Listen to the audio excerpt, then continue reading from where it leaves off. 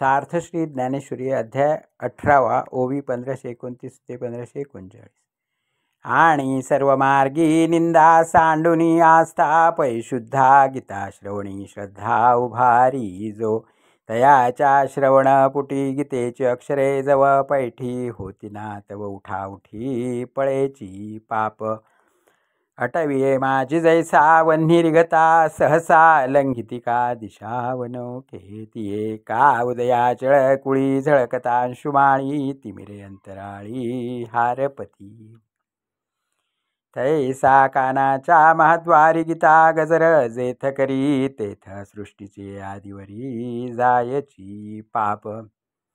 ऐसी जन्मवेली दुवट होय पुण्यरूप चोखट याही वरी अचाट लाहे फळ जे ये गीतेचे अक्षरे जे तुली का कर्णद्वारे रिघती ते तुले होती पुरे अश्वमेघगी म्हणून श्रवणे पापे जाती आणि धर्म धरी उन्नती तेणे स्वर्गराज संपत्ती लाहेची शेखी